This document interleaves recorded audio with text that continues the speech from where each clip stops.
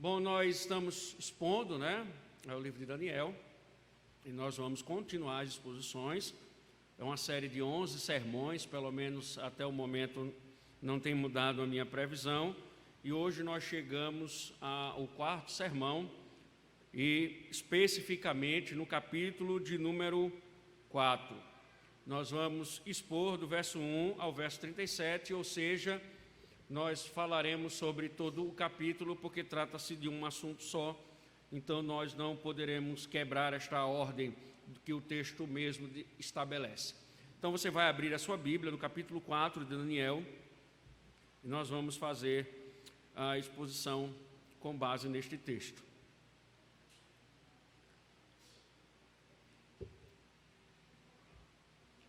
Deus possa enriquecê-los com a sua graça e que o Espírito do Senhor possa se utilizar de suas santas palavras e falar aos nossos corações. Quando estava a ler este texto e a preparar este sermão, lembrei de um fato muito interessante que aconteceu na minha família. Certa vez um parente meu, ele foi assaltado e os ladrões levaram celular, levaram uma quantia em dinheiro que estava na carteira dele, e foi um momento muito constrangedor. Quem já passou por assalto, eu já passei 3 vezes, sabe muito bem que é um momento horrível. E como ainda era um ambiente cedo, ao retornar para casa, ele estava indo trabalhar e foi ao caminho do trabalho. E quando ele retorna para casa e comunica à sua mãe, ela diz assim, abre aspas, Deus, eu não aceito. A pergunta que eu fiz e faço, quem é ela para estar acima de Deus e dizer que aceita alguma coisa ou não? Isto é nada mais, nada menos do que soberba, orgulho, do que pecado. E talvez ao ouvir isso você tenha chegado à mesma conclusão. Mas você não é muito diferente disso. E darei as razões. Pense comigo. Quantas vezes Deus lhe livrou de tantas coisas, sustentou, providenciou, e mesmo assim você desconfiou? Quantas vezes você não pensou, por que isto está acontecendo comigo? Você se julga ser uma pessoa tão boa que questiona o fato de coisas ruins estarem acontecendo com você. Isso, na verdade, é uma piedade orgulhosa. E quando dizemos assim, pois ouvimos constantemente, nossa, tanta gente ruim, e logo fulano, uma pessoa tão boa, morre, não seria mais uma tentativa de dizer a Deus, ei, preste atenção, é bom fazer as coisas corretas. Outra coisa, já imaginou quando Deus diz não, e você arruma um jeitinho, aquele jeitinho brasileiro, prepara um texto ou uma desculpa que só convence você para dizer sim ou não a Deus? Talvez, irmãos, você nunca tenha dito eu aceito ou não aceito, mas as suas ações mostram que você não é diferente. E tudo isso vem nos mostrar que nós acusamos Adão e Eva, mas nós caímos no mesmo pecado. Pois nós queremos ser Deus, nós queremos controlar, nós queremos ter o poder, nós somos soberbos, nós queremos governar as coisas. No entanto, apesar de tudo isso, Deus nos mostra seu governo e sempre nos dá provas de sua soberania, mesmo nós, quando insistimos em governar o que não governamos. Nabucodonosor era assim, igual a você e a mim. Foram 3 histórias de revelação, mostrando ao rei, desde o capítulo 1, quem de fato governa. Mas assim como nós, as demonstrações divinas de governo não foram suficientes a ele. E hoje, capítulo 4, nós vamos ver o fim desta saga gloriosa. E vamos ver um Deus que fala ao homem, e mesmo assim, ele prefere caminhar pela soberba. E nada melhor do que o próprio rei para testemunhar os fatos. Foram fatos humilhantes, que lhe transformou em um animal irracional, até reconhecer que Deus governa e manda na história dos homens, pois a história dos homens não é a nossa história, mas a história de Deus. Será que Nabucodonosor foi salvo? Não sabemos, é muito difícil afirmar, pois como dissemos anteriormente, no sermão passado, ele era politeísta, ele adorava vários deuses. Significa que um Deus a mais, um Deus a menos não iria fazer muita diferença. Mas uma coisa é certa, ele vê e reconhece a Deus como o único que governa todas as coisas e que o homem é nada diante deste Deus. Portanto, não aceitar o governo de Deus, consciente ou não, é pecado. Pecado que muitas vezes manifestamos, não em palavras, mas em ações. Deus, é a Tua palavra, Senhor. Rogamos a Tua direção, para que o Senhor fale ao Teu povo. É só isso que esperamos. Em nome de Cristo. Amém. Irmãos, o tema deste sermão é: o Deus Altíssimo é o Deus, é o verdadeiro dono dos reinos do mundo, e sob ele está o poder para tirar e colocar reis. E qual o objetivo dele? É assegurar ao povo de Deus que, apesar de todo sofrimento, Deus permanece governando, tirando e colocando reis. E assim como na semana passada, nós trabalharemos o texto por cenas, que são 3, e em seguida faremos as aplicações. Então o tema é: o Deus Altíssimo é o verdadeiro dono dos reinos do mundo, e sob ele está o poder para tirar e colocar reis. E o objetivo é assegurar o povo de Deus, a você e a mim, que apesar de todo o sofrimento, Deus permanece governando, e isso se demonstra Deus tirando e colocando reis. E o sermão, o texto, ele se divide em 3 cenas. Em seguida nós faremos as aplicações. Antes é preciso entender o seguinte: este capítulo, ele é uma carta do próprio Nabucodonosor, registrada por Daniel. Veja isso do verso de número 1 ao verso de número 3. O rei Nabucodonosor, a todos os povos, nações e homens de todas as línguas que habitam em toda a terra, paz vos seja multiplicada. Pareceu-me bem fazer conhecidos os sinais e maravilhas que Deus, o Altíssimo, tem feito para comigo. Quão grandes são os seus sinais e quão poderosas as suas maravilhas. O seu reino é reino sempiterno, e o seu domínio de geração em geração. Veja que esta é uma carta que foi escrita pelo próprio rei Nabucodonosor, na qual Daniel registra. E este documento, observe, ele foi direcionado aos homens de todas as línguas que habitam sobre a terra. Então, pela estrutura do documento, os estudiosos pressupõem que este documento, na verdade, foi uma carta circular dirigida a todo o reino. E qual a lição moral que o rei quer demonstrar nesta carta? A lição a mostrar é que, por mais poderoso que seja o rei, diante de Deus ele se torna impotente. Os versos 2 e 3 estão mostrando bem isso. Ele declara abertamente que existe um rei maior e um reino maior que o seu, que é o reino de Deus.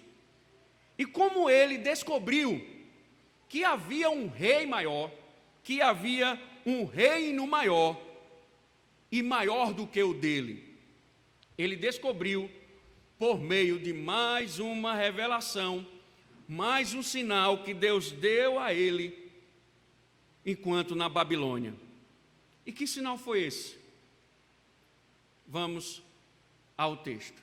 Então, Nabucodonosor escreve uma carta circular direcionada ao reino para falar sobre a grandeza de Deus e o governo de Deus, e por mais poderoso que seja o rei, Deus é quem governa todas as coisas. E agora ele vai contar mais uma experiência que Deus deu a ele enquanto rei da Babilônia. E aí nós vamos para a primeira cena, que vai do verso 4 ao verso de número 27. Mas inicialmente nós iremos somente ler o verso de número 4 e o verso de número 5. Veja como ele diz: eu, Nabucodonosor, estava tranquilo em minha casa e feliz no meu palácio. Tive um sonho que me espantou e, quando estava no meu leito, os pensamentos e as visões da minha cabeça me turbaram. O rei está dizendo inicialmente que os dias eles eram tranquilos. A palavra aí, tranquila, ela originalmente ela tem a ideia de satisfação. Ora, pelos detalhes do texto e pela transição de um reinado para o outro, porque o capítulo 5 não será mais Nabucodonosor, a saga com Nabucodonosor termina no capítulo 4, a partir do capítulo 5 já é Belsazar. Os estudiosos, eles concluem pela estrutura que às vezes na nossa tradução não se permite ver.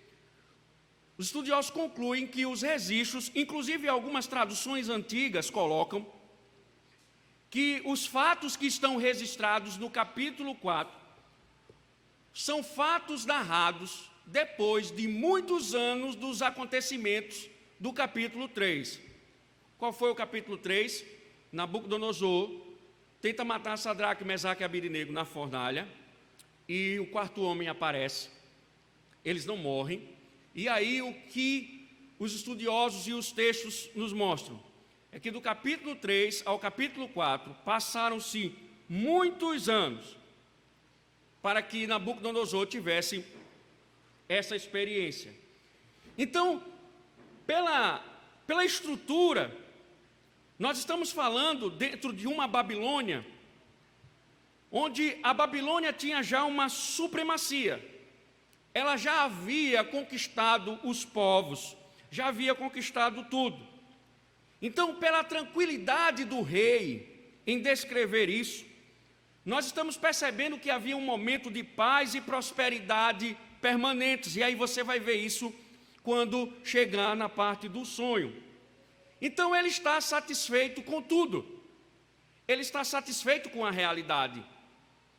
Ele já havia conquistado tudo, o seu reino já havia se estabelecido, não estava mais havendo problemas, dificuldades com relação a invasões, porque a Babilônia predominava.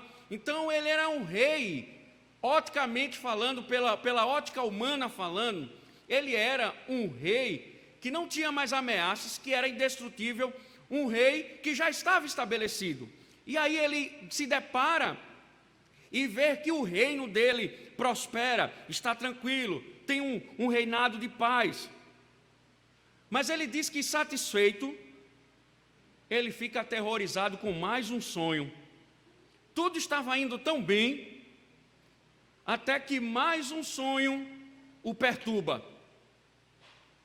Já experiente, porque lembra no capítulo 2 que ele teve o sonho de uma estátua, ele sabia que alguma coisa estava para acontecer. Ciente que alguma coisa estava para acontecer, ele vai e expede um decreto, que está no verso 6 e o verso de número 7. Veja como diz: por isso, ele teve um sonho, os pensamentos lhe turbavam, aí ele diz: por isso, expedi um decreto, pelo qual fossem introduzidos à minha presença todos os sábios da Babilônia, para que me fizessem saber a interpretação do sonho. Então entraram os magos, os encantadores, os caldeus e os feiticeiros, e lhes contei o sonho, mas não me fizeram saber a sua interpretação. O decreto, mais uma vez, conforme acontece no capítulo 2, convoca novamente os sábios da corte para interpretarem o sonho. Diferente do capítulo 2, ele já conta logo o sonho aos sábios. Por que ele fez isso? Há muitas discussões e eu não quero entrar nelas. Mas para a importância do texto é que todos os sábios estavam lá na corte, mas eles não foram capazes de interpretar o sonho. Veja, no outro, ele pediu para dizer o sonho e a interpretação. Neste caso aqui, ele conta o sonho, mas os sábios não foram capazes de interpretar. Daniel, que dentro desse contexto já está no alto escalão, ele não aparece com os sábios, e aí se discute o que é que ele estava fazendo. Ele estava cumprindo uma outra ordem do rei, algo. A narrativa não quer discutir isso, mas a princípio Daniel não está. Mas vai dizer que posteriormente, devido não interpretarem o sonho do rei, Daniel aparece na corte, está no verso 8 e no verso número 9. Por fim, se me apresentou Daniel, cujo nome é Beltesazar, segundo o nome do meu Deus, e no qual há o Espírito dos deuses santos. E eu lhe contei o sonho, dizendo: Beltesazar, chefe dos magos, eu sei que há em ti o Espírito dos deuses santos, e nenhum mistério te é difícil. Eis as visões do sonho que eu tive, e dize-me a sua interpretação. Atente para um fato. O rei descreve Daniel conforme sua visão pagã. Ele chama de Beltesazar, chefe dos magos, no qual habita os espíritos dos deuses santos. O que isso está querendo dizer? Ao descrever Daniel assim, o rei, embora com a ótica equivocada, sabia perfeitamente que somente Daniel poderia elucidar o enigma, poderia dizer o que estava acontecendo. Pois o judeu exilado, que era Daniel, ele sabia, ele já deu provas, inclusive, de sua sabedoria e superioridade aos sábios da corte, pelo fato que tudo que ele falava, toda a sabedoria que ele tinha, já era visto pelo reino de que não era uma sabedoria aprendida em salas de aula ou em terras pagãs, mas era algo inerente do próprio Daniel, ou seja, que pertencia ao próprio Daniel, e que isso era uma demonstração do favor de Deus. Então, diante disso, o que ele espera de Daniel? Espera ter mais uma vez seu sonho interpretado. Daniel agora está diante do rei mais uma vez, e o rei quer que Daniel interprete o sonho que ele teve. E que sonho foi este? Mais um sonho na vida de um rei pagão. E que sonho é este? Dê uma olhadinha para o verso número 10 ao verso de número 12. Veja o que ele diz. Eram assim as visões da minha cabeça quando eu estava no meu leito. Eu estava olhando e vi uma árvore no meio da terra, cuja altura era grande. Crescia a árvore e se tornava forte, de maneira que a sua altura chegava até ao céu, e era vista até os confins da terra.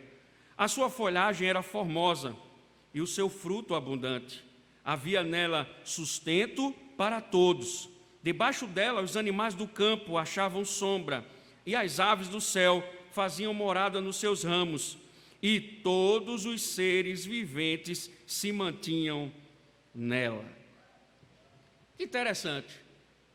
Ele disse que viu uma árvore, e uma árvore que estava no meio da terra. Bom, irmãos, uma árvore no meio da terra, algo que está no meio, está no centro. Então isso já traz a ideia de importância.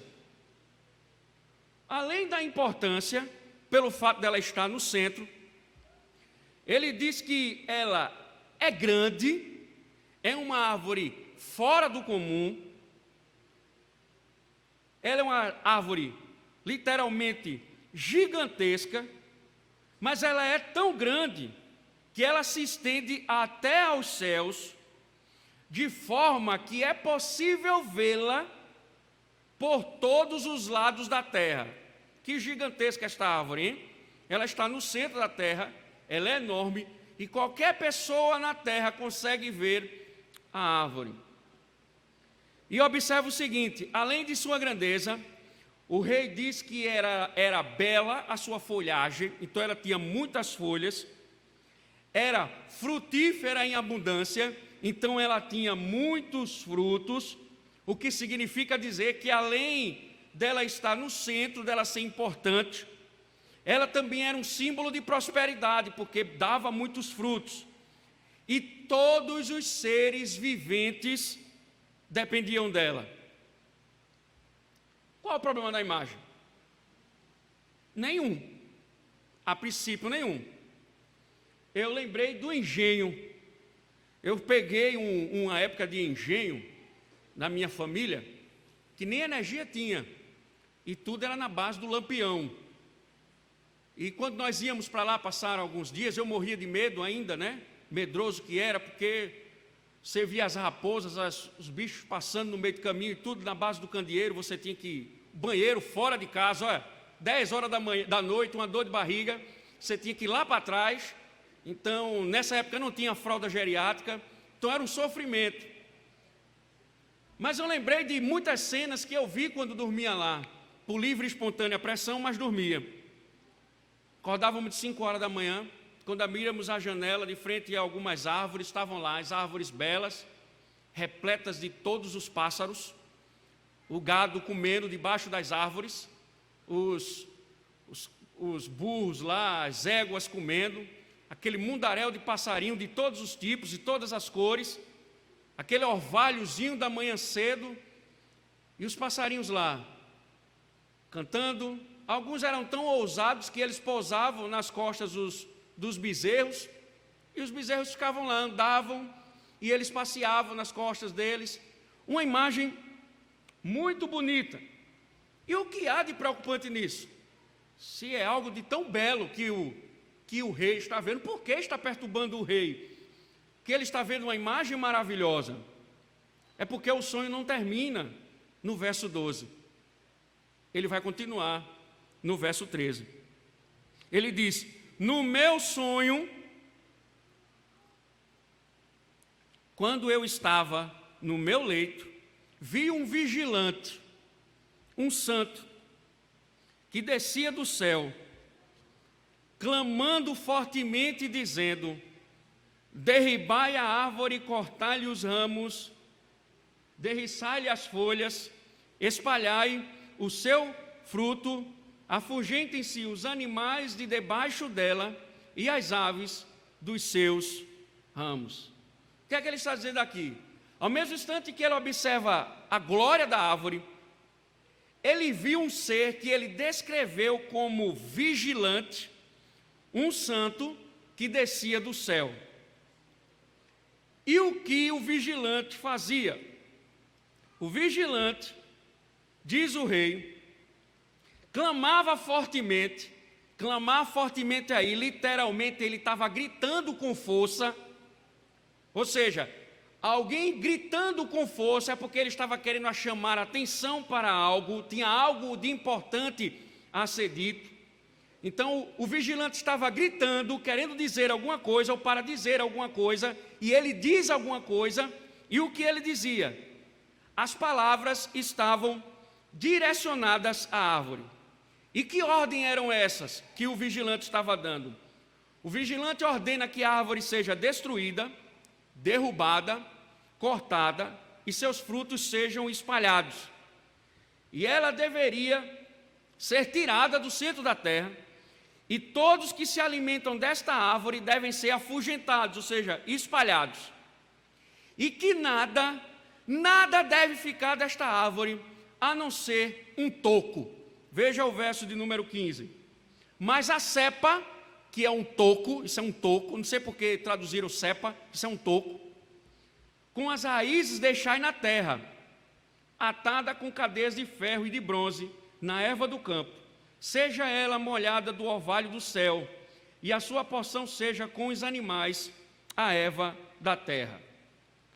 A cepa ou toco, está dizendo aqui na descrição de Nabucodonosor que ela vai permanecer no chão com suas raízes. O que isso significa? Quando você corta uma árvore, por exemplo, lá na minha casa no Janga, em Olinda, no Paulista, cortamos uma árvore e não tiramos a raiz. E de uma hora para outra, depois de alguns meses, a cisterna vazou. Por que vazou? Quando fomos investigar, a árvore cortada, ainda com vida, a raiz estava crescendo, ganhando espaço, e ela acabou entrando na cisterna e furando a cisterna. A ideia aqui é que quando vai se cortar, mas deixa o toco ou a cepa, ele está querendo dizer que ela será cortada, mas ela não será morta. Por outro lado, diz que ela estaria atada com cadeias de ferro e de bronze na erva do campo. Como assim estaria a árvore sobre cadeias? Seria uma prisão. A ideia aqui é que o toco não era para ser deteriorado ou que fizesse alguma coisa que lhe causasse dano. Então, esse é o caminho. A árvore será cortada, mas ela será preservada. Por quê? Porque ela vai brotar novamente. Apesar do corte, ela ainda tem vida, ela ainda terá vida. E aqui nós temos o mesmo. A árvore que será cortada, ela permanecerá com vida, ela será preservada. Mas quem é o toco? A quem o vigilante estava se referindo? Que sonho é esse?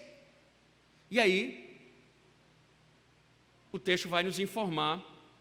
O próprio texto nos escreve no verso de número 16. O que é que ele diz? Mude-se-lhe o coração, para que não seja mais coração de homem, e lhe seja dado coração de animal, e passem sobre ela 7 tempos. A bela e grande árvore representa um homem que perderá sua razão. Veja que interessante. A árvore que é cortada e fica o toco representa um homem que perderá a sua razão. Esta pessoa abriga as aves, estará no campo com os animais, será exposta às temperaturas, tempestades e chuvas. O que é que o texto está querendo dizer aqui? Ele está dizendo que ele, o homem, será transformado num animal e viverá como tal, exposto às mesmas realidades de um animal. E diz que esta é uma punição de 7 tempos. É uma punição de 7 tempos. Por que 7 tempos? 7, como já falei várias vezes no hebraico, traz a ideia de completude. Então, ele vai acontecer isso com ele durante um tempo completo, durante um determinado tempo. Então, qual é o resumo? O toco, que é um homem, vai virar um animal durante um período.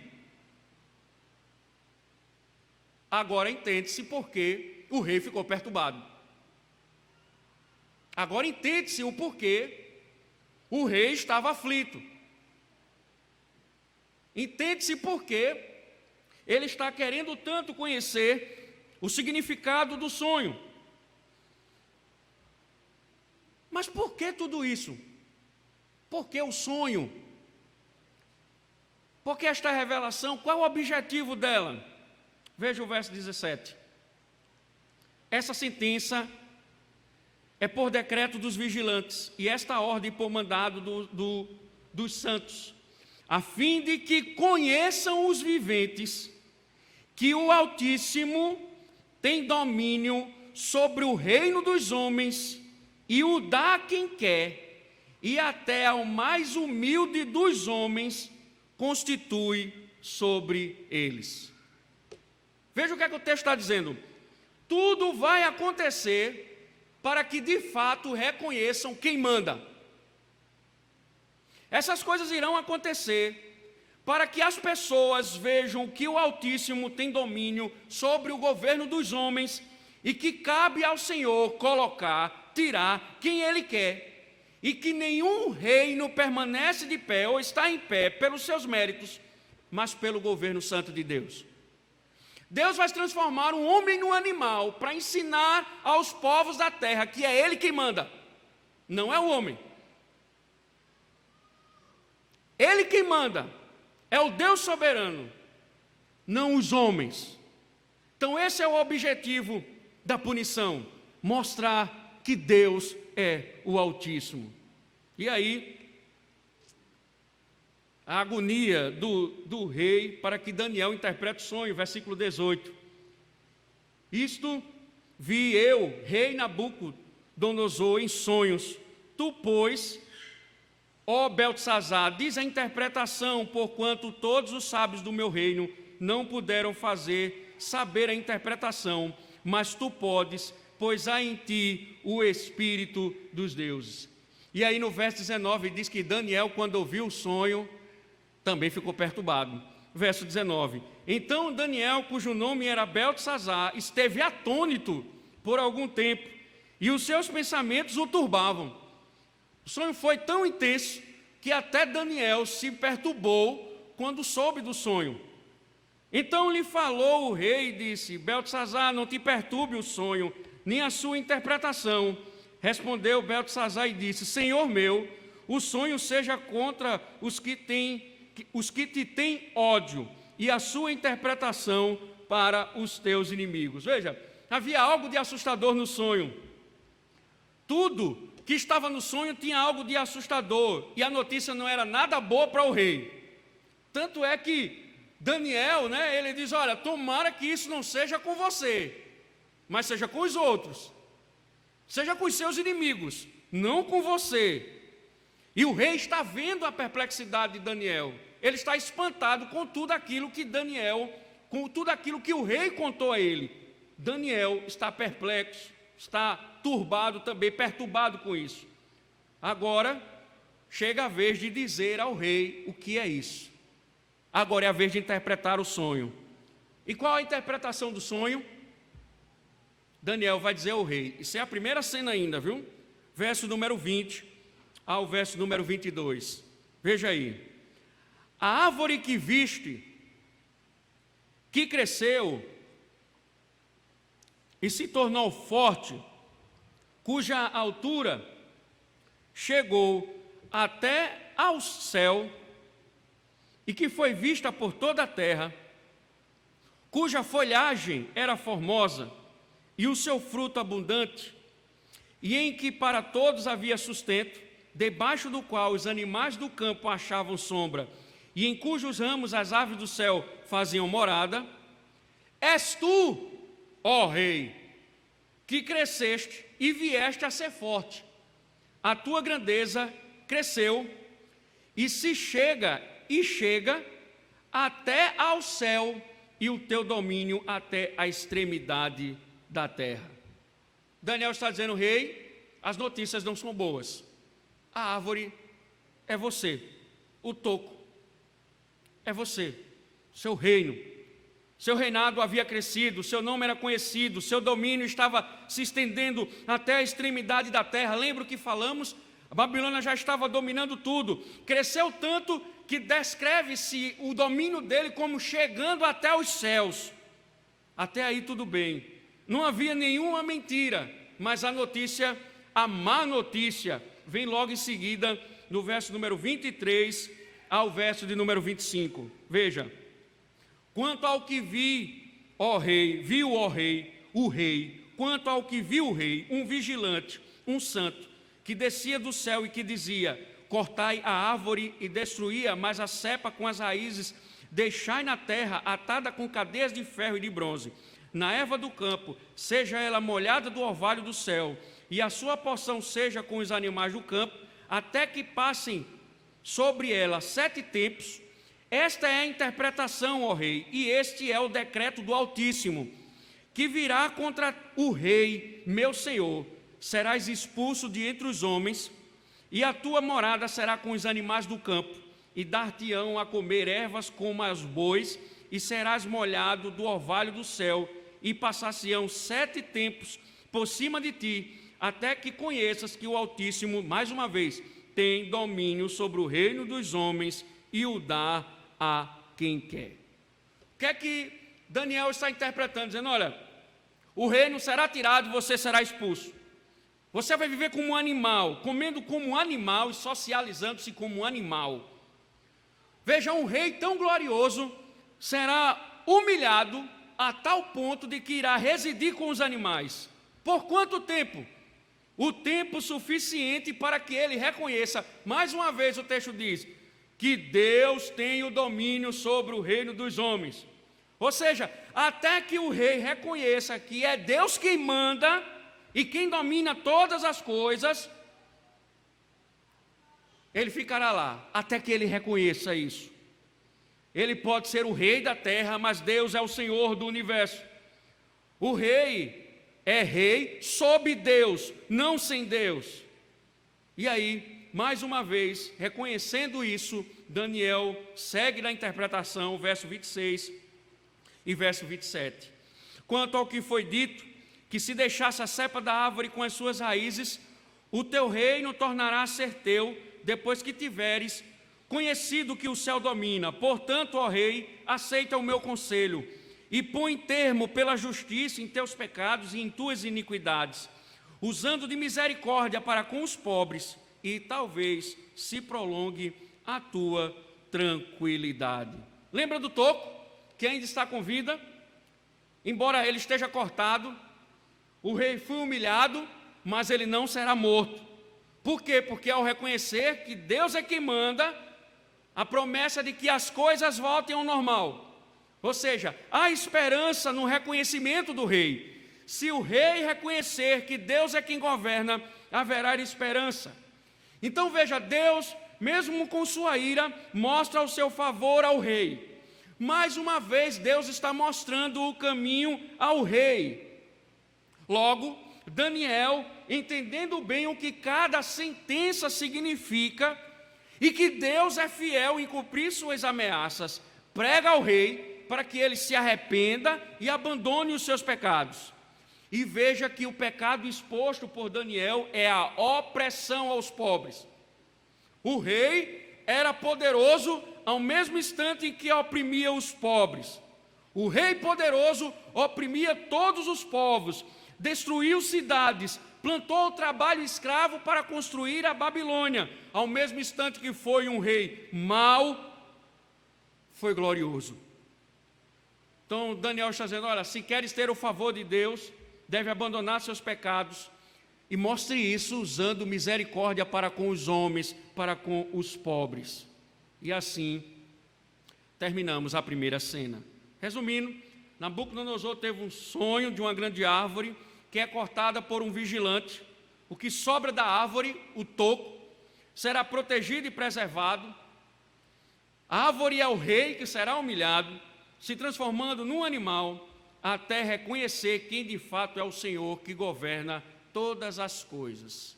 Agora nós vamos para a segunda cena, que vai do 28 ao 33. Leiamos o verso 28 ao verso de número 30. Observe o detalhe do texto.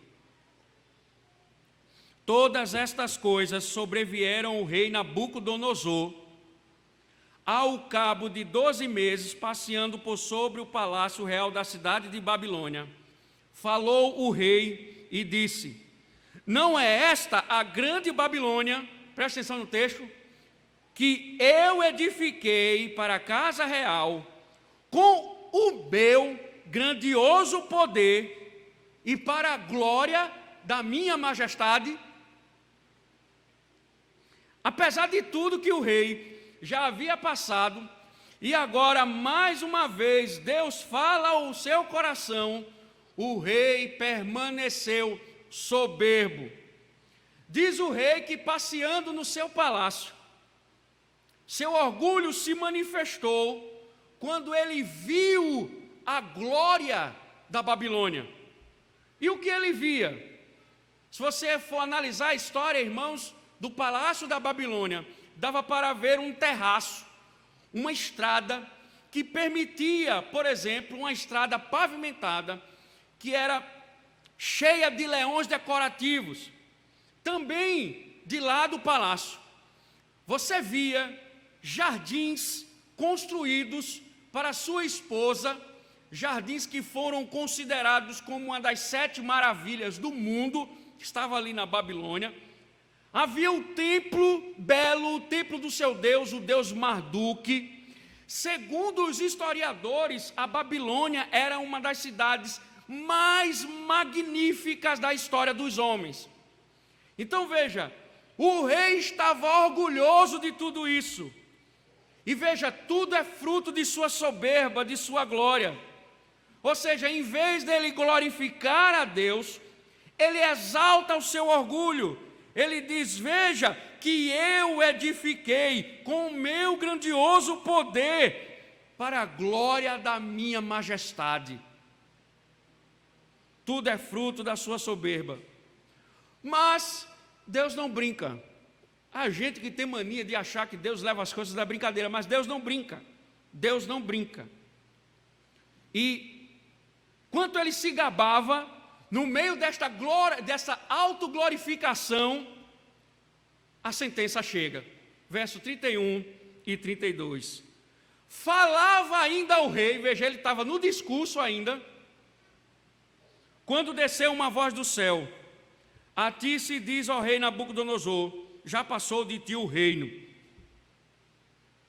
No momento que ele estava falando, a voz bradou: serás expulso de entre os homens, e a tua morada será com os animais do campo, e far-te-ão comer ervas como os bois, e passar-se-ão 7 tempos por cima de ti, até que aprendas que o Altíssimo, mais uma vez, veja, tem domínio sobre o reino dos homens e o dá a quem quer. Veja, não demorou muito. Tudo que Deus havia falado, ele começa a cumprir. Seu reino e a razão do rei foram tirados. Ou seja, ele ficou louco e sem reino. Veja o verso 33. No mesmo instante, se cumpriu a palavra sobre Nabucodonosor, e foi expulso de entre os homens, e passou a comer erva como os bois. O seu corpo foi molhado do orvalho do céu, até que lhe cresceram os cabelos como as penas da águia, e as suas unhas como as das aves. Irmãos, numa época em que não tinha psiquiatria não existia, o rei enlouqueceu e foi expulso da sociedade. Ele passou a viver com os animais, comendo como animal, pensando como animal. Hoje os psicólogos chamam de licantropia, que significa a ilusão de acreditar-se num animal. Eu particularmente, abrindo aspas, acho incoerência, né? Porque veja, a psicologia que tanto abraça a ideologia de gênero, o que é a ideologia de gênero? Eu sou homem, mas nasci mulher. Isso é metafórico, eu sou cabra macho até o tutano. Não é isso que dizem por aí? Eu sou homem, mas nasci mulher, ou mulher e nasci homem. Então eu tenho um corpo de homem, mas por dentro sou mulher, ou tenho um corpo de mulher, mas por dentro sou homem. E ela estimula isso, para que a pessoa bote para fora tudo isso. E qual o problema do cara se achar um boi? Qual o problema da pessoa se achar um animal? Por que é distúrbio? Então, São as incoerências das narrativas, né? Mas isso é só para que você reflita e não caia nessas armadilhas que essas ideologias colocam. Mas vamos lá. Nabucodonosor pensa que é um boi. O homem pensa que é um boi. Aí ele fica ao ar livre de dia e de noite.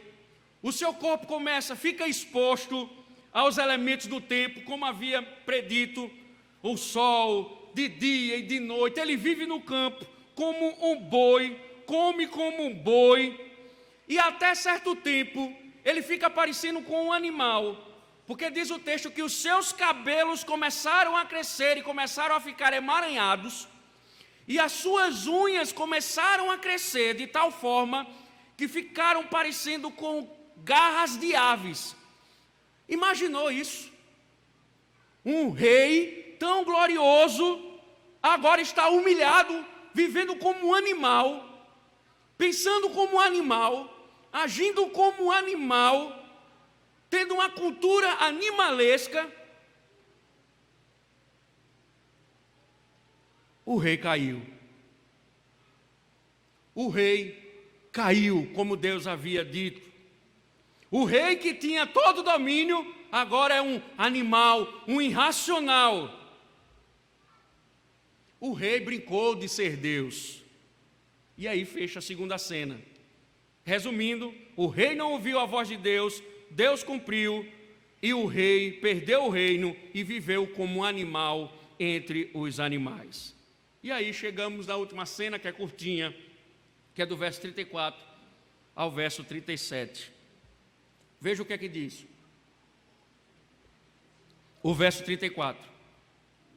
Mas ao fim daqueles dias eu, Nabucodonosor, lembra que é uma carta?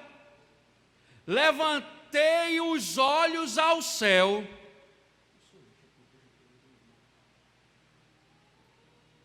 Levantei os olhos aos céus. Irmãos, o sonho dizia que era por um tempo, até que ele reconhecesse quem estava acima dele. É dito que ele olhou para o céu. A ideia aqui, irmãos, é que levantar os olhos aos céus é um símbolo do reconhecimento da soberania de Deus.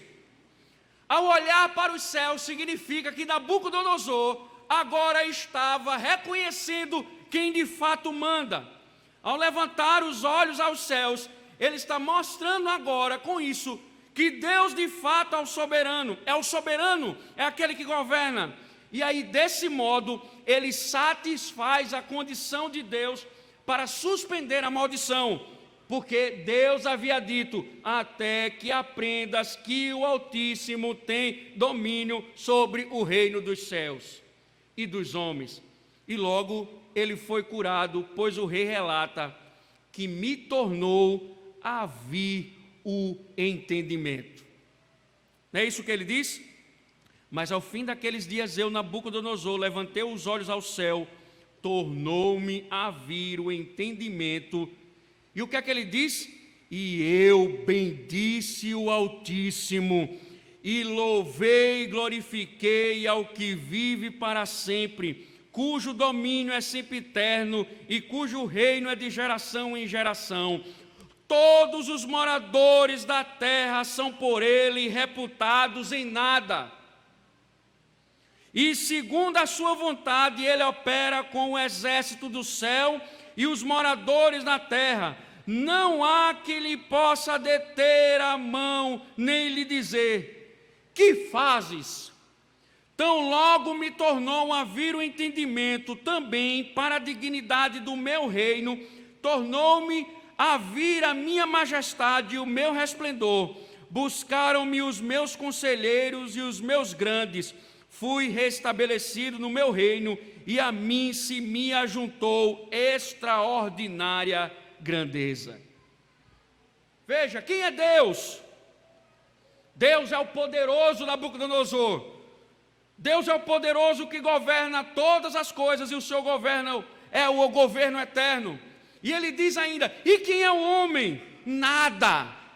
Os homens são nada, não mandam em nada. Na verdade, Nabucodonosor está dizendo: eles são servos do Altíssimo, porque é o Altíssimo quem governa todas as coisas. É Ele quem manda. É o Deus do Judá que manda. Ele é que é o Senhor quem governa. E ele entendeu muito bem isso. Deus o tirou do trono e colocou ele no trono novamente, porque somente Deus faz isso. E como prometido, Deus restaurou o reino, porque agora o rei reconheceu que o Altíssimo tem domínio sobre o reino dos homens e o dá a quem quer. E aí o verso 37 é a conclusão e a despedida da saga de Nabucodonosor. Agora, pois, eu, Nabucodonosor, louvo e exalço ou exalto e glorifico ao Rei do céu, porque todas as suas obras são verdadeiras e os seus caminhos justos, e pode humilhar aos que andam na soberba. O rei de toda a terra reconhece mais uma vez que há um rei maior, um reino que tem domínio sobre todos os reinos, que é o reino do céu. E ele está dizendo: olha, não teste o poder de Deus, não teste, pois Deus humilha os que andam no caminho da soberba. Porque a soberba é afrontar a Deus, é colocar-se no lugar de Deus, e isso não fica impune, pois somente Deus é o Todo-Poderoso. Resumindo, o rei se humilha, reconhece o Rei dos Reis como Senhor, e como havia prometido o Senhor, o reino do rei foi restaurado.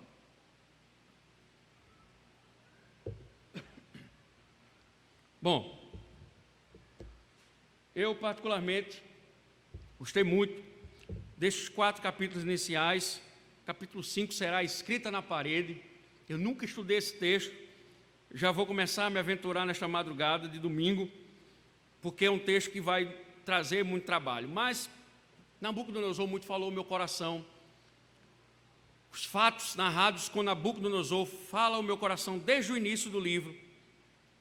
E eu gostaria de pegar alguns elementos para refletirmos, somente 3, para a gente encerrar.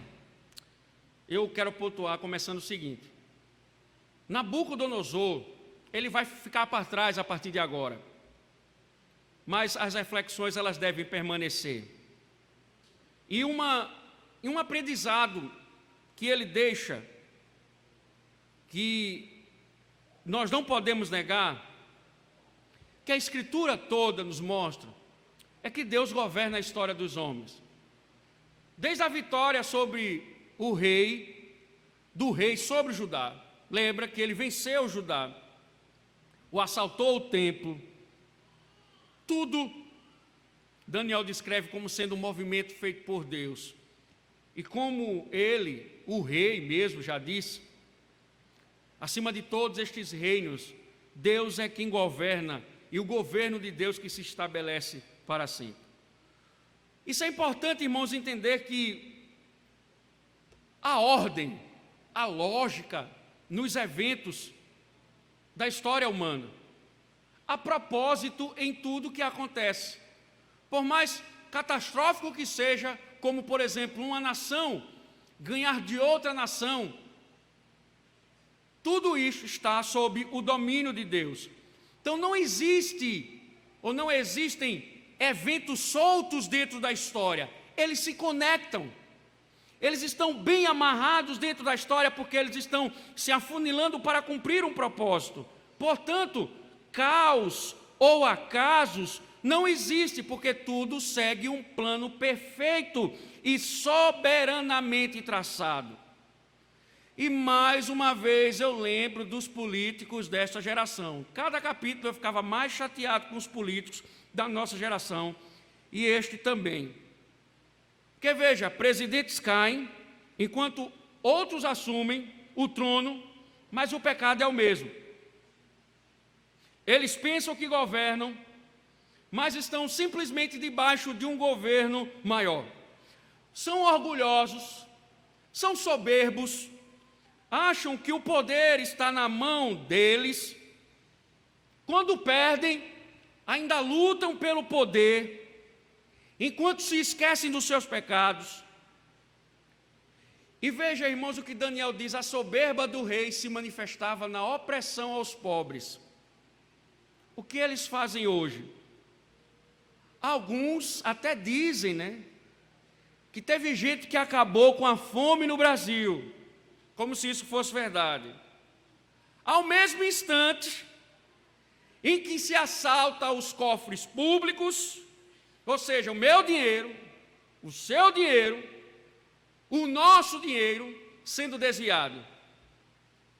Irmãos, agora eu estava lendo uma reportagem, durante a pandemia, enquanto os brasileiros sofriam com Covid, um grupo dedicou a compra de fazendas, montar adegas de vinhos caríssimos, encontros com prostitutas, desfilar em carros luxuosos e comprar até filhotes de animais selvagens. De onde vinha o dinheiro? Da verba que deveria ser usada para o combate ao coronavírus na saúde pública. Quanta perversidade, quanto orgulho, quanto pecado. Eles não olham para Deus, mas para os seus desejos e para os seus pecados. E nós aprendemos mais uma vez estamos cientes de que a hora deles vai chegar e que toda injustiça praticada será cobrada. Deus irá humilhá-los, não tenha dúvida disso. Deus irá humilhá-los, não esqueça disso. Mas eu fiquei a pensar, e quero que você observe uma coisa comigo. Muitas vezes nós achamos que as injustiças e as opressões são praticadas por eles. Mas pense bem, quando os empresários crentes não pagam um justo salário aos seus funcionários, que muitas vezes trabalham de domingo a domingo e ainda negam hora extra, quando vendem um produto acima do valor de mercado para obter lucros exorbitantes, o que será isso? Mas pastor, é só para ter segurança. Bom, segurança não é poupar. Não será melhor poupar alguém da dívida e não aumentar o preço? Mas não, muitos cobram além do que é devido. Quando emprestamos dinheiro com juros, tem igreja por aí com esta prática, obtendo lucros exagerados, o que não seria isso senão pecado e perversidade e opressão contra os pobres, endividar os outros para obter lucro. Pois bem, o que temos hoje Deus vai tratar, Deus irá tratar os reinos opressores, não se esqueça disso. Então, se você você é dono de uma empresa, se você é empresário, de alguma forma alguém está submisso a você e depende de você, o seu salário depende, o salário do empregado depende de você, pague o que é justo, faça tudo de forma justa. Se for vender, venda de forma justa, porque Deus vai tratar com você. Não se esqueça disso. Pois Deus odeia opressão aos pobres. Reconhecer Deus como soberano, irmãos, é muito mais do que verbalizar. São nestas atitudes que nós demonstramos. E aí eu quero continuar ainda. Uma outra questão importante. Todas as vezes que Deus se revelava ao rei, ele reconhecia. ele sempre dava uma nota de exaltação. Mas você veja que no capítulo posterior, ele já se esquecia. No anterior, ele exaltava a Deus porque Deus fez alguma coisa. No posterior, ele já esquecia. E assim somos nós. Deus sempre dá provas de seu governo em nossas vidas, mas veja, diariamente nós duvidamos e achamos que é a nossa vontade, o nosso esforço que vai resolver tudo. Jesus orou: faça-se a tua vontade, assim na terra como no céu. Mateus 6,10. Mas sempre nós fazemos o contrário. Isso acontece, irmãos, por causa da nossa piedade soberba. Porque, veja, sonega-se imposto por causa das dificuldades financeiras das empresas dos crentes. O trabalhador informal, o informal, abre seu comércio aos domingos, no dia do Senhor, com o seguinte argumento: eu preciso pagar as contas. E quem disse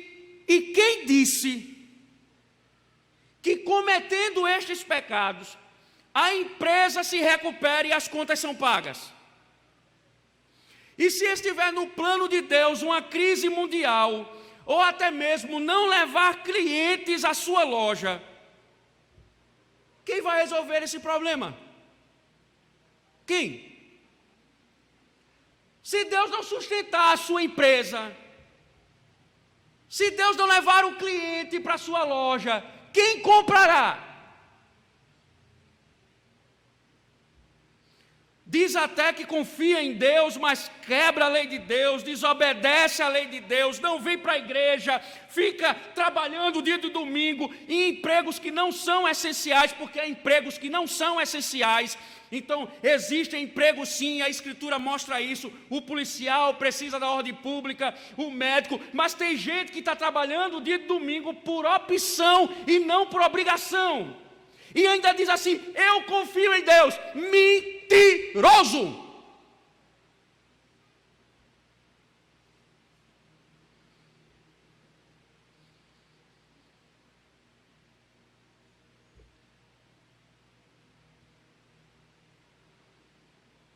Alguns não dizimam, com medo de faltar o pão.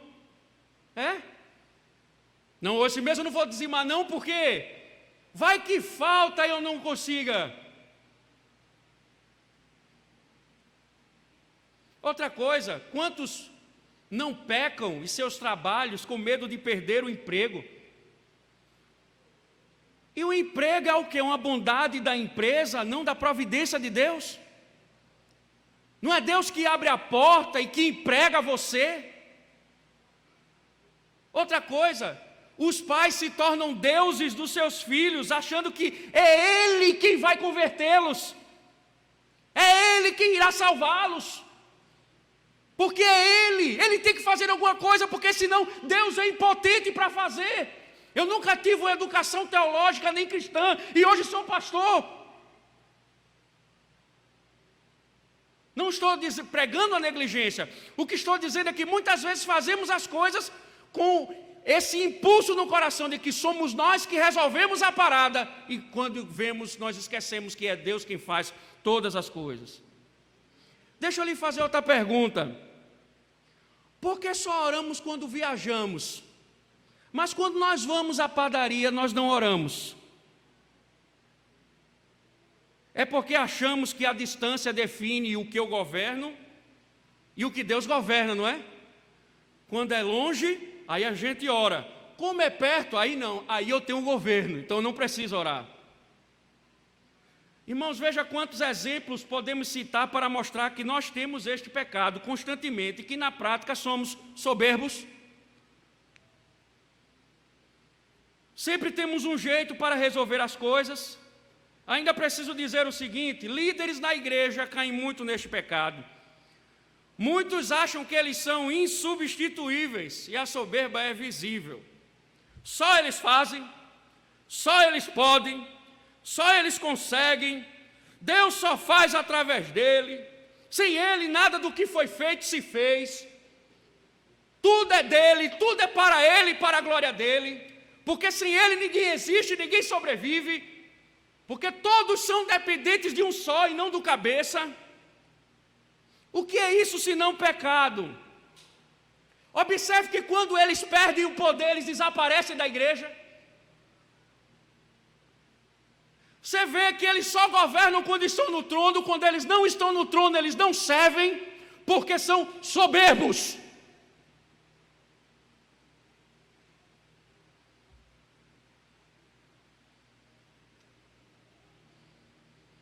Se somos alguma coisa, irmãos, somos porque Deus é quem nos dá e nos coloca. Se está dando certo, não é você, mas Deus que governa tudo. Você é um vaso na mão do oleiro. E a história do rei vem para nos dizer que este governo santo governa tudo. Se as coisas estão difíceis, siga em frente e confie em Deus, pois você não manda em nada. E esqueça disso, essa teologia de que você é quem manda, que o futuro depende de você, é heresia, porque você não manda em nada. Tem homem que nem em casa manda. É Deus, é que não esqueça, não é você que governa, não é você que salva, não é você que liberta, só quem governa é Deus. Se precisar pagar as contas, não precisa sonegar imposto, abrir negócios aos domingos, negócios que não são essenciais. Você precisa trabalhar durante a semana e confiar em Deus, porque os lucros são dele. A empresa é dele, se ele quiser tirar, ele tira de você. Teus filhos, teu marido, tua família, prega para eles, mas não assuma um trono no coração deles que não é seu. Não assuma. Porque foi por isso que o rei foi humilhado. Ele assumiu um trono que não era dele. Ele achava que tudo era fruto do trabalho dele, da glória dele. A Escritura diz: o Senhor é o que tira a vida e a dá, faz descer a sepultura e faz subir. O Senhor empobrece e enriquece, abaixa e também exalta, levanta o pobre do pó e desde o monturo exalta o necessitado, para o fazer assentar entre os príncipes, para o fazer herdar o trono de glória, porque do Senhor são as colunas da terra, e assentou-se sobre elas o mundo. 1 Samuel, capítulo 2, 6 a 8. Paulo diz: pois ele, subsistindo em forma de Deus, não julgou como usurpação o ser igual a Deus. Antes a si mesmo se esvaziou, assumindo a forma de servo, e tornou-se em semelhança de homens. E reconhecido em figura humana, a si mesmo se humilhou, tornando-se obediente até a morte de cruz. Paulo está dizendo: veja Cristo, modelo de humilhação, de submissão. Lembra do episódio que tem cortar a orelha do soldado? Jesus disse: faça isso não.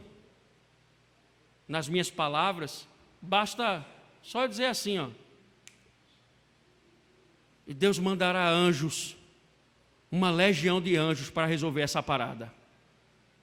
Mas Paulo diz: não, ele se humilhou, porque ele confiava no Pai. E foi exaltado. Paulo diz em Filipenses: pelo que também Deus o exaltou sobremaneira e lhe deu o nome que está acima de todo nome, para que ao nome de Jesus se dobre todos os joelhos nos céus, na terra e debaixo da terra, e toda língua confesse que Jesus Cristo é Senhor, para a glória de Deus. E o que nos resta então? Paulo continua: assim, pois, amados meus, como sempre obedecestes, não só na minha presença, porém muito mais agora na minha ausência, desenvolvei a vossa salvação com temor e tremor, porque Deus é quem efetua em vós tanto querer como realizar, segundo a sua boa vontade. Fazei tudo sem murmurações nem contendas, para que vos torneis irrepreensíveis e sinceros, filhos de Deus inculpáveis no meio de uma geração pervertida e corrupta, no qual resplandeceis como os luzeiros no mundo, preservando a palavra da vida, para que no dia de Cristo eu me glorie de que não corri em vão, nem me esforcei inutilmente. Não existe coisa melhor do que confiar no governo de Deus. Quer um exemplo entre nós? Você quer um exemplo? Estávamos tão preocupados com a doença, tinha gente dormindo na casa do cachorro com medo de encontrar gente no meio da rua, dentro de casa. Muitos pegaram aqui da igreja. Veja quantos estão aqui. Adrian, sua vida soa a voz de Deus ao meu coração. Sua vida soa a voz de Deus ao meu coração. Ele me diz: a vida e a morte, pastor, isso ele me dizendo, são minhas, eu é que mando. Você, todas as vezes que eu vejo você entrar aqui, Deus me diz isso, que Ele é quem governa. Ele é quem governa. Eu ouço a voz dizendo do meu Deus: meu filho, eu governo. Que Deus te abençoe, meu irmão. Que Deus te abençoe. E Deus fala: eu governo. Confie, se submetam. Eu governo. Deus governa. Assim você vai viver melhor. Não enfrente a Deus, não faça isso porque você vai perder. Não adianta. É melhor se submeter do que você cometer a loucura de enfrentar a Deus. Não faça isso. Porque talvez eu não lhe veja como um animal, mas eu lhe veja perdido como o rei Nabucodonosor. Não enfrente. Se você chegou aqui hoje para tomar uma decisão, durante essa semana, vem pedindo a Deus para uma decisão, para confrontar a Deus, não faça isso, porque você não vai cair num bom caminho. E Deus vai tratar com você. Então, o Senhor, através da sua santa palavra, está dizendo: não vá, não enfrente a Deus, não enfrente. Por fim, você que me ouve, talvez pode estar aqui como rei, soberbo em seus pecados, não confessa a Cristo. Você pode achar que tudo está indo bem, quando a sua alma está caminhando para o inferno. Pois bem, eu quero lhe dizer uma coisa: se permanecesses em teus pecados, em teu estado pecaminoso, e orgulhosamente segues o teu caminho, o que aprendemos hoje é que serás humilhado por Deus. E pelo fato de as coisas estarem indo bem, você pode até dizer: não tenho que me preocupar, pois está tudo dando certo na minha vida. Mas Jesus disse que adianta ganhar o mundo inteiro e perder a alma. A grande questão que você precisa entender é que sua alma está em risco. Olhe bem para o que as Escrituras dizem: vi também os mortos, os grandes e os pequenos, postos em pé diante do trono. Então se abriram livros, ainda outro livro, o livro da vida foi aberto. E os mortos foram julgados segundo as suas obras, conforme o que se achava escrito nos livros. Deu o mar os mortos que nele estavam. A morte e o além entregaram os mortos que nele havia. e foram julgados um por um, segundo as suas obras. Então a morte e o inferno foram lançados para dentro do lago de fogo. Esta é a segunda morte, o lago de fogo. E se alguém não foi achado inscrito no livro da vida, esse foi lançado para dentro do lago de fogo. Apocalipse 20, 12 ao 15. Percebeu? Que adianta estar tudo bem aqui, enquanto seu nome não está no livro da vida. E o pecado maior não é a soberba. Ela é fruto dos pecados do seu coração. É ser pecador e mesmo assim não se achar como tal. Mas você ouviu que a condição do rei mudou logo em que ele reconheceu o governo de Deus? Então você quer que sua condição mude agora? Você quer ver sua condição mudar agora? Agora, neste exato momento, nem mais na frente, e ver Deus ao seu favor? Entrega a tua vida ao governo de Deus. A graça de Deus não ficou restrita a Nabucodonosor, mas é algo para todo pecador soberbo que reconhece o quanto é pecador. Então você não precisa gritar. Basta no teu coração, podes te humilhar diante de Deus. Diz a Deus que sem Ele até o que é bom não presta, e que somente Ele pode satisfazer, mesmo que você já tenha tudo, pois o que você tem sem Deus não é nada. Faz isso. Nabucodonosor virou um animal, um bicho de campo sem dono, vivendo conforme o curso da natureza. Se você reconhecer o governo de Deus em sua vida, você será uma ovelha de um pastor e fará parte de um aprisco e terá todos os cuidados do pastor até chegar no aprisco, a cidade celeste. O que você está esperando? Não espere Deus se humilhar. Vem agora, em nome de Jesus. E a conclusão é: não diga eu não aceito, mas diga eu me rendo aos teus pés. Finalizo com a doxologia do apóstolo Paulo, que diz assim: ó profundidade da riqueza, tanto da sabedoria como do conhecimento de Deus, quão insondáveis são os seus juízos e quão inescrutáveis os seus caminhos. Quem, pois, conheceu a mente do Senhor? Ou quem foi o seu conselheiro? Ou quem primeiro deu a ele para que lhe venha a ser restituído? Porque dele, e por meio dele, e para ele são todas as coisas. A ele, pois, a glória eternamente. Amém. Confiança é o oposto de soberba. Que Deus nos abençoe e aplique sua palavra em nossos corações. Amém. Obrigado, Senhor. Obrigado. E nos faz, ó Deus, crer no teu governo na prática.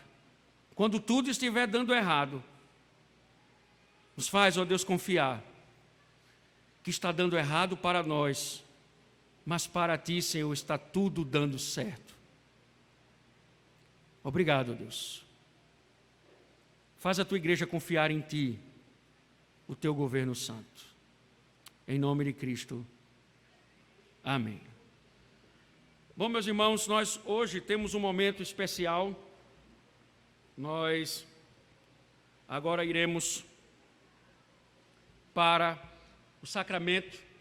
Hoje nós teremos o batismo infantil da filha da aliança, a nossa Marina.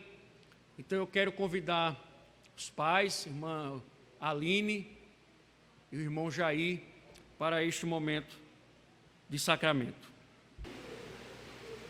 Irmãos, eu sempre digo que este é um dos momentos mais, quando eu estudava no seminário, às vezes naqueles sonhos que a gente tem quando quer ser ministro do Evangelho, eu sempre sonhava com este momento, né? De celebrar esse sacramento. Para mim tem um significado muito grande, de importância muito grande. A nossa igreja, pela historicidade, pela história dela, tem uma teologia fantástica, na qual nos leva a celebrar este sacramento.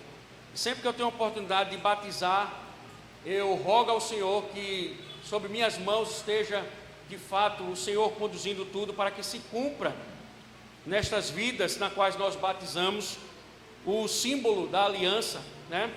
Que eles possam crescer temendo ao Senhor, temendo a sua bondade, temendo as suas misericórdias. Então o que hoje vamos fazer aqui é um símbolo, né? O símbolo da nova aliança. É um batismo, ele está totalmente ligado à fé dos pais, porque Deus, quando tratou com vocês, tratou com o coração de vocês de uma forma aliancista. Ele fez um pacto com a família, principalmente, né, os cabeças, e tudo aquilo que provém desta família está dentro de um pacto, dentro de benefícios espirituais na qual o Senhor tem proporcionado. E os filhos, eles também fazem parte disso, e este símbolo se manifesta na vida dos filhos por causa da fé dos pais, né? Então muita gente diz assim: a igreja presbiteriana ela é um pouco é um católico manso, né? Porque nós batizamos crianças. Na realidade, a igreja católica simplesmente herdou isso do cristianismo primitivo, né? E colocou na sua liturgia, mas na realidade isso é uma prática da igreja durante a história, porque este momento representa publicamente a fé de vocês e o favor de Deus na vida de vocês. Então este momento, na verdade, Deus está sendo chamado, convocado como testemunha em primeiro lugar. Então os votos que vocês farão primeiro diante do Senhor, e também, em segundo lugar, diante da noiva, a noiva do Cordeiro. Então eu vou fazer algumas perguntas, vocês respondem: cremos. Se crê mesmo, se não crê, pode dizer que depois o conselho se reúne e a gente conversa, viu? Vamos lá. Vocês creem em Deus Pai Todo-Poderoso, Criador do céu e da terra? Creem em Jesus Cristo, seu único Filho, nosso Senhor, o qual foi concebido por obra do Espírito Santo, nasceu da Virgem Maria, padeceu sob o poder de Pôncio Pilatos, foi crucificado, morto e sepultado, ressurgiu dos mortos ao terceiro dia, subiu ao céu e está assentado à mão direita de Deus Pai Todo-Poderoso, de onde há de vir a julgar os vivos e os mortos. Creem no Espírito Santo, em uma só igreja universal, na comunhão dos santos, na remissão dos pecados, na ressurreição do corpo e na vida eterna. Prometem que, se o Senhor Deus conservar a vida da filha de vocês até a idade da razão, vão instruí-la na crença seguida pelo povo de Deus, como ensinada na Escritura. Prometemos. Prometem ensiná-la a ler, para que venha a ler por si mesma a Santa Escritura, orar por ela e com ela, servir vocês mesmos de bons exemplos de piedade e de religião, e se esforçar por todos os meios designados por Deus para criá-la na disciplina e na correção do Senhor. Prometem ler a Bíblia com ela e trazê-la à igreja com assiduidade, ensiná-la desde a mais tenra idade a respeitar o culto divino e a participar dele. Nós vamos orar agora, diante desse momento, pedindo ao Senhor que a sua bênção esteja sobre nós. Manuel, por gentileza, oremos ao Senhor. Louvemos, ó Deus, louvamos o Teu nome e Te bendizemos, ó Pai, Teu nome que é bondoso, Teu nome que é eterno, pela promessa que nos faz de seres o nosso Deus e o Deus, Senhor, de nossos filhos. E agora, Deus, te pedimos que confirmes a tua promessa em referência a esta criança que aqui te é apresentada. Nós a dedicamos e oferecemos a ti, pedindo-te que a recebas debaixo da tua proteção e que sejas o seu Deus e Salvador. Regenere-a e santifique-a pelo seu Espírito Santo e faze que, quando ela chegar ao uso da razão, te reconheça e adore como seu único e verdadeiro Deus e Salvador, e te glorifique por todos os dias de sua vida. Coloca-a na tua comunhão de nosso Senhor Jesus Cristo, a fim de que tenha parte em todos os benefícios de sua morte, ressurreição e intercessão como membro de seu corpo. Dá a tua bênção para acompanhar o sacramento do batismo que vai ser ministrado em teu nome, por amor de Cristo, nosso Redentor. E é isso, ó Deus, que nós te pedimos, em nome de Cristo. Amém.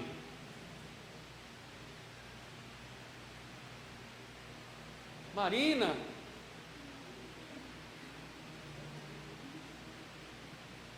eu te batizo, Marina, em nome do Pai, do Filho e do Espírito Santo.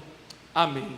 Oremos. Deus bondoso, que o Senhor, que é gracioso, faça cumprir, ó Deus, as tuas palavras na vida desta família. Que o juramento, ó Deus, que foi feito diante de ti e diante da tua igreja, seja confirmado, ó Deus, a cada dia na vida desta família. Em nome de Cristo, mais uma vez obrigado, como ministro do Evangelho, pela oportunidade de celebrar esta grandiosa, ó Deus, aliança através desse símbolo do batismo. Muito obrigado, ó Pai, em nome de Cristo que nós te agradecemos. Amém e amém. Vamos louvar ao Senhor e recolhemos nossos dízimos e as nossas ofertas.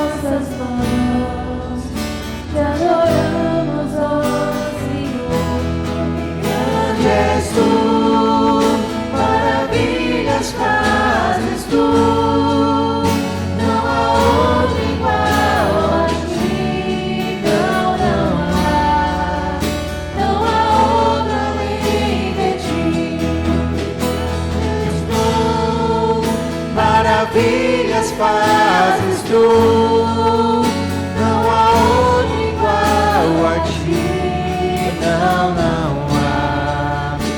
há outro além de ti, digno de glória e louvores.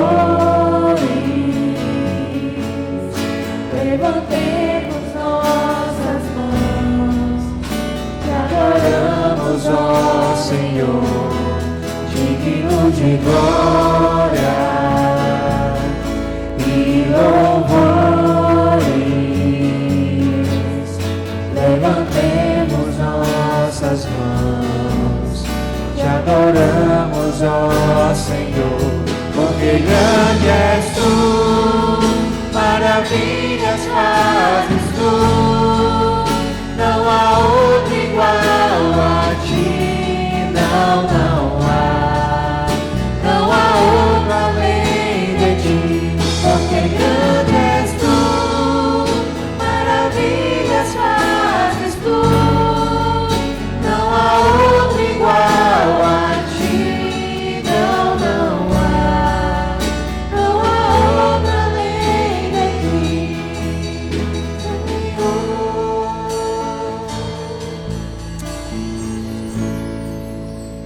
Oremos ao Senhor.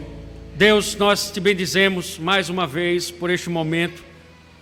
Te agradecemos pela tua graça, pelo teu sustento, Senhor, e pelas dádivas que o Senhor tem nos dado e que aqui, ó Deus, foram fielmente depositadas, ó Deus, entregues a ti, conforme o Senhor assim nos ordena. Então, ó Deus, abençoe todos os teus servos que com fidelidade estão submetendo a ti, Senhor, e rogamos a tua provisão permaneça na vida de cada um, na vida também daqueles, ó Deus, que por alguma razão estão passando por dificuldades, que o Senhor possa assisti-los. E muito obrigado, ó Deus, porque o Senhor, que é bom, tem falado conosco. Te pedimos, Senhor, que esta bondade que nos cerca, que esta bondade maravilhosa esteja guardando o nosso coração contra a soberba, e que nós, Senhor, sempre possamos, ó Deus, estarmos submissos à tua bondade e à tua verdade. Que, ó Deus, nós venhamos a ser cristãos, não simplesmente de boca, mas que no nosso dia a dia venhamos expressar o teu governo santo diante dos homens, crendo, ó Deus, que o Senhor tem governado. E que a graça de nosso Senhor e Salvador Jesus Cristo, o teu amor e as consolações do teu Santo Espírito esteja sobre o teu povo, hoje, para todos sempre. Amém. Amém.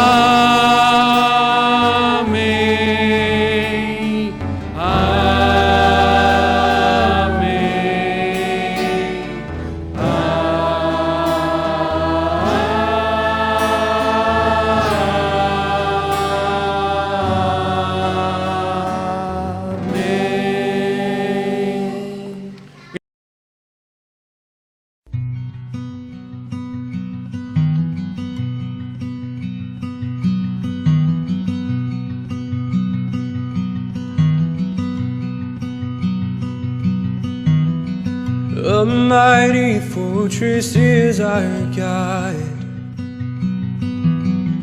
a bulwark never failing. Our helper, he amid the flight of mortal ills prevailing. For still our ancient foe doth seek to work us woe. His craft and power are great, and armed with cruel hate. And on earth is not his equal,